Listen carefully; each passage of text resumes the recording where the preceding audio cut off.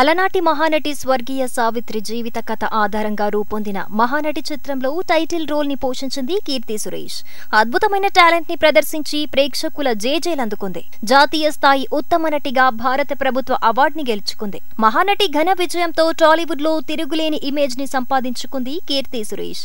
ఆ ఇమేజ్ ని ఉపయోగించుకుంటూ తెలుగులో వరుస చిత్రాలను అసైన్ చేసుంటే స్టార్ హీరోయిన్ గా రాణించి ఉండేది. కానీ టాలీవుడ్ ని నిర్లక్ష్యం చేసింది. తమిళ చిత్రాలకు ప్రాధాన్యతనిచ్చింది ఈ అమ్మడు. దాంతో టాలీవుడ్ లో స్టార్ హీరోయిన్స్ రేస్ లో వెనుకబడింది. కథానాయిక ప్రాధాన్యత ఉన్న పాత్రలనే ఎంచుకోవటం, గ్లామర్ డాల్ గా కనిపించడానికి విముఖత ఉండటం కూడా ఆమె కెరీర్ ఊపందుకోలేకపోవటానికి కారణాలే. బొద్దుగా ఉంటే ప్రేక్షకులు ఆదరించరనుకుందేమో ఈ ముద్దుగుమ్మ. యుద్ధ ప్రతిపాదికన సన్నబడిపోయింది. కానీ ఈ అమ్మడు గుమ్మడి పండులా ఉంటేనే బాగుంటుందనుకుంటున్నారట సినీ ప్రియులు. ఈ విషయాన్ని కీర్తి సురేష్ ఎప్పటికి గ్రహిస్తుందో.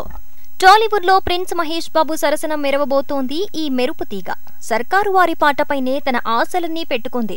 ఎందుకైనా మంచిదని మెగాస్టార్ చిరంజీవికి ముద్దుల చెల్లెలిగా మురిపించటానికి కూడా రెడీ అవుతోంది. బోలా శంకర్ లో ఆమెకి క్యారెక్టర్ ని కన్ఫర్మ్ చేసింది యూనిట్.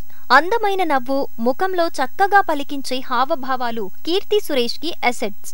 అందాల ఆరబోతకు ఆమె అంగీకరించదనే టాక్. ఇంతకాలంగా ఆమె నటించిన క్యారెక్టర్స్ లో ఎప్పుడూ గ్లామర్ హద్దులు మీరలేదు. కానీ లేటెస్ట్ గా ఇందుకు విరుద్ధమైన టాక్ వినిపిస్తోంది. తమిళంలో ఉదయనిధి స్టాలిన్ తో ఒక చిత్రంలో జతకడుతోంది ఈ భామ. ఈ సినిమాలో ఆమె పాత్రకి రొమాంటిక్ టచ్ కాస్త ఎక్కువగానే ఉందట. అయినప్పటికీ ఓకే చేసిందట కీర్తి. తనకి ఇష్టం లేకపోయినా ఉదయనిధి స్టాలిన్ బ్యాక్గ్రౌండ్ కారణంగానే గ్రీన్ సిగ్నల్ ఇచ్చిందని చెన్నైలో గుసగుసలాడుకుంటున్నారు.